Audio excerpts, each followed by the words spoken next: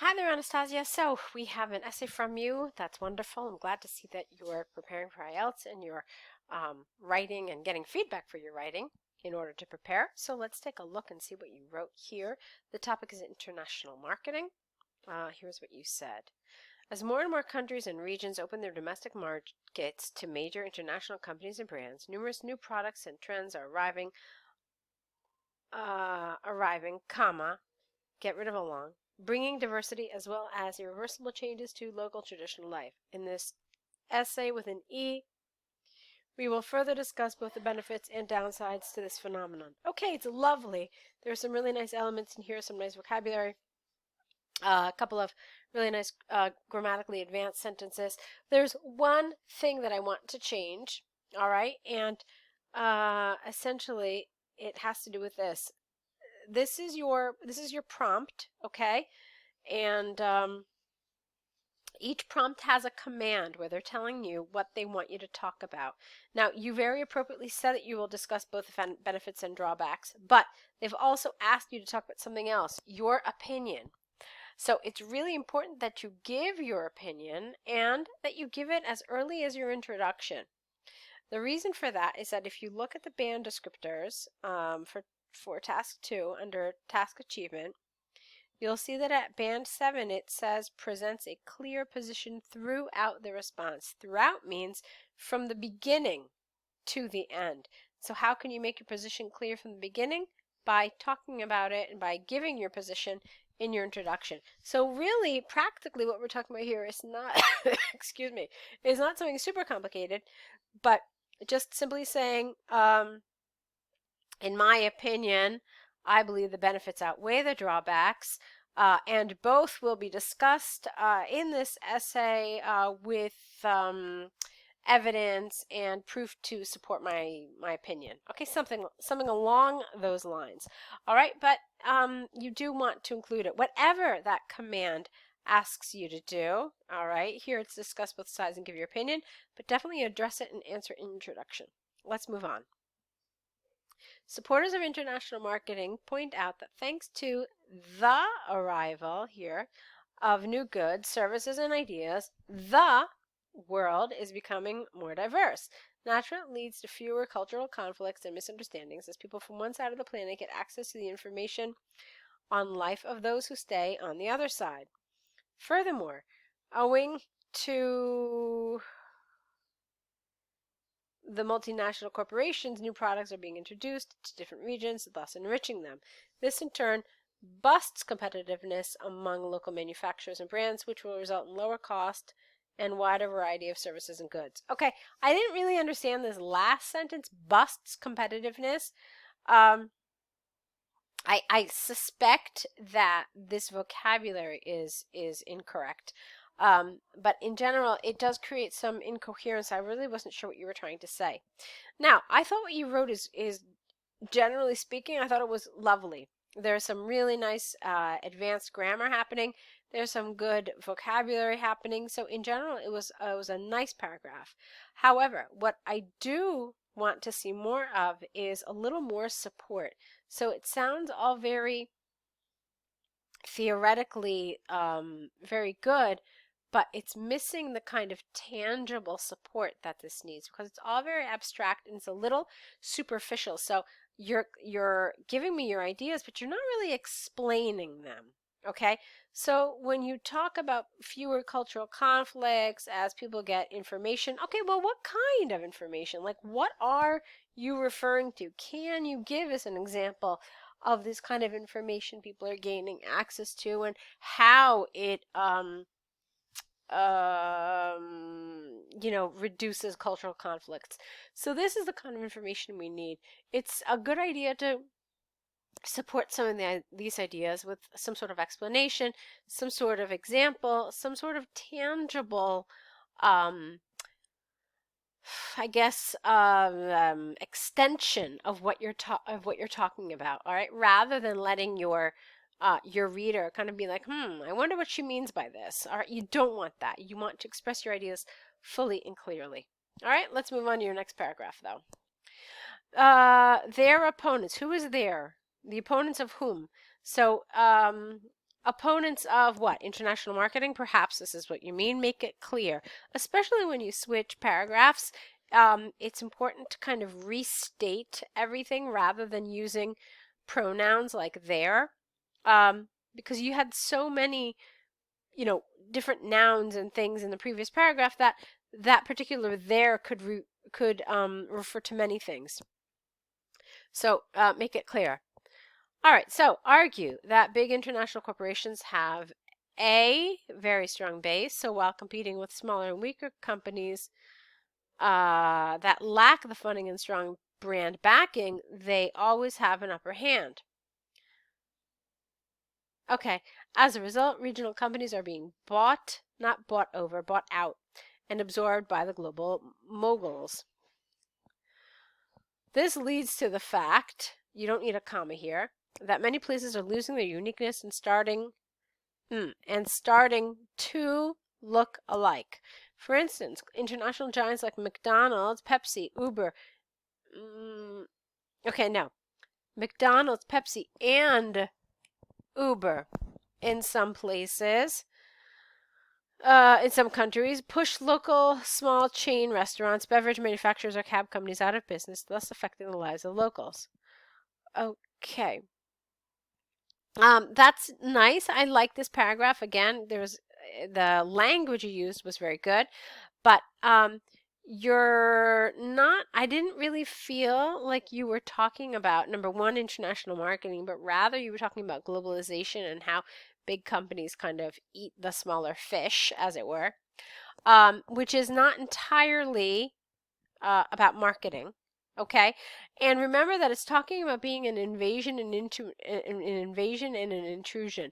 So we're not really so concerned with the perspective of the companies themselves, but actually the people living in those countries and how they view this as an invasion and intrusion. So it's a little bit of a different perspective here that's needed. Okay. Let's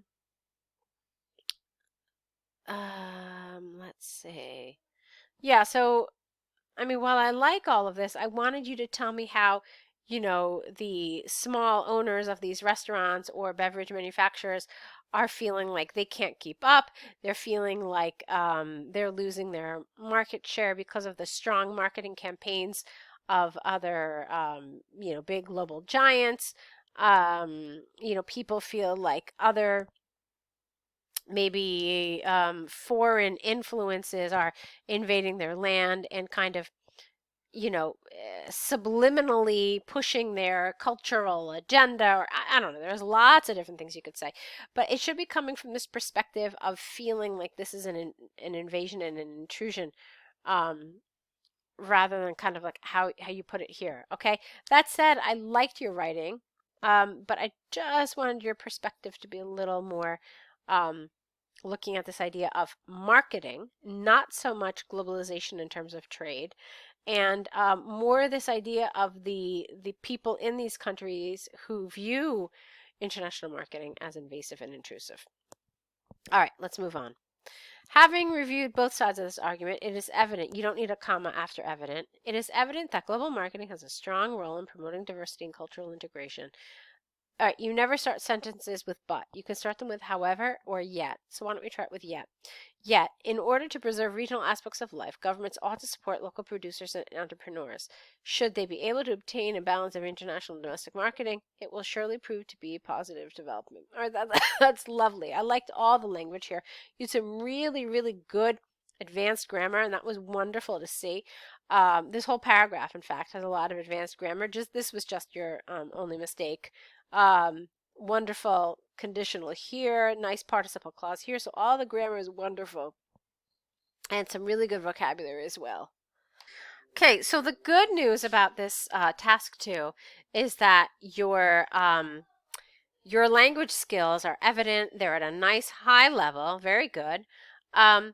What I would like to see more of, and your writing, your organization, I should say also, your organization of your paragraphs, all of that was really well done. There are some things that have to do more with test-taking skills, okay, and writing in an appropriate style for IELTS that I want you to work on, and that I think currently is missing from this essay as I see it here. the answering and the addressing, the prompt, the command, addressing that command in introduction, something you need to work on. And you also need to work on expanding your body paragraphs a little bit so that you're giving some tangible support to your ideas, okay? And also making sure that you are answering from the perspective that they've asked you to talk about. So with that, why don't we take a look now? I see that you have task 1 for us as well, so let's look at that. This is the English and Homestay letter. Okay, I can tell you a few things straight away. There are a couple things that I absolutely want you to change. It's hello, Mr. and Mrs. Smith, and this best regards, Anna. There are certain conventions of letter writing that we need to remember. That's one thing. So for example, you would never put Anna on the same line. You would put it below the best regards. Okay, that's one thing. The second thing is that you'll find on the paper when you get your IELTS writing questions, is that it'll say, please begin your answer, dear, ... And that's pretty standard. They almost always ask you to start it, dear. So hello would probably never be used. But just keep an eye out for it when you do take the test, that you want to see if there are any instructions regarding how to begin your letter. So that's the first thing. The second thing is that you don't know these people, okay? The Smiths, you don't know them. And so I believe that this needs to be a formal letter, okay? You've never met them before. You're going to meet them. You're going to stay with them, okay? But currently you don't know them. And so your tone should be a little more formal. So what does that mean? It means for sure, dear Mr. and Mrs. Smith. The hope you're doing well is okay. It kind of borders on informal or neutral, all right? But let me just keep that in mind, that this should be a formal letter, and we'll talk about some areas that I suspect will probably be less formal than they should be. So let's read what you wrote. Hope you're doing well. This is Anna, an international student participating in the English and Homestay program. First of all, I would like to express my gratitude for allowing me to stay with your family during my visit to the UK. Good sentence. I would like to inquire about the weather conditions in London in September and October. I prefer to travel with minimum language. You mean luggage. So I would like to be clear about the clothes I will require. Also, it would be great if you were able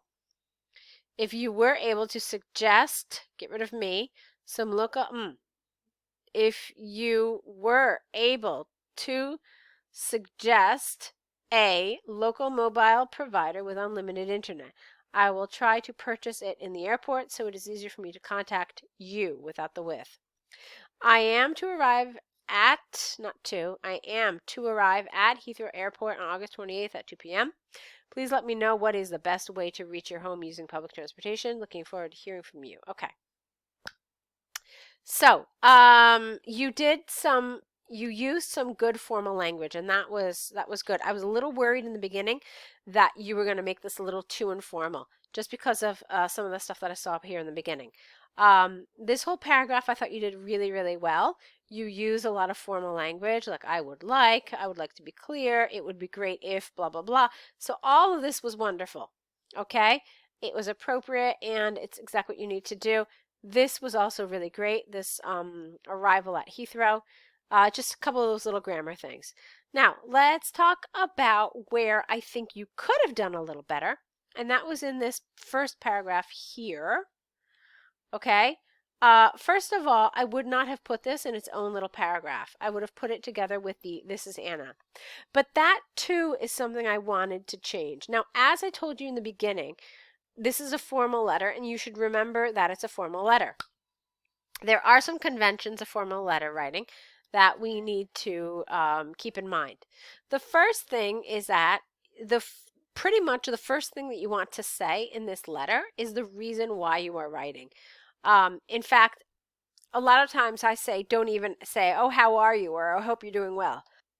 Instead, just get to the point of why you're writing. So, what I'm saying is that if I were to write this, I probably would have said something like, Dear Mr. and Mrs. Smith, I am writing to express my gratitude for allowing me to stay with your family during my visit to the UK for the English and Homestay program. My name is Anna, and I am an international student from wherever, studying whatever. I'm very excited to be coming to the UK for the months of September and October. Okay, now, why did I add some extra things here? Because the first thing it asks you to do is introduce yourself. You didn't really. You just said, hi, this is Anna, I'm an international student, and that's it, which is not really an I mean, it is an introduction, but I just think that because there's a whole bullet dedicated to this, you could have said a little more. In fact, keep that in mind. You spent an entire paragraph on the second bullet about the questions, okay?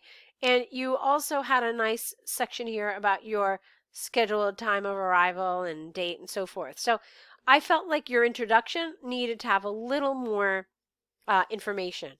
Just essentially what I said. So I'm writing to express my gratitude for allowing me to stay with your family during my visit to the UK for the English and Homestay program. My name is Anna. I am an international student from wherever, studying whatever, and I'm very pleased to be coming to the UK for the months of September and October. All right, just something like that. Or maybe you could add something different. I don't know, something additional. It's just a suggestion on what you could do. Okay, and then I'm going to suggest that instead of best regards, you stick to something a little more conventional, like yours sincerely. Okay. I'm not saying best regards is wrong. It's fine, but you may want to stick to something a little safer. But like I said, that's really such a detail that we don't really need to spend much time on it. Let's see. Some little silly grammar mistakes. I saw some mistakes with in general, both in this task and in your task 2 with articles. So those that we're missing, there are a few of those, so I want you to be careful about them. So Anastasia, you've got some great elements here. You definitely have the right kind of knowledge base and language base to do really well on IELTS. What I would like to see you working on is some test taking skills and maybe some of those little pesky grammar mistakes. And I think you're well on your way to doing well. If you found this feedback helpful, I'd like to encourage you to sign up for some more essay corrections. I think that working with one of the essay correctors on our team, you'll get a lot of feedback and information and helpful tips on how to improve your writing. So hopefully we'll see you do that. Of course, there's always the online course that you could take, which is really very comprehensive, tells you everything you need to do great on IELTS. So hopefully we'll see some more of your writing in the future, and I want to wish you the best of luck.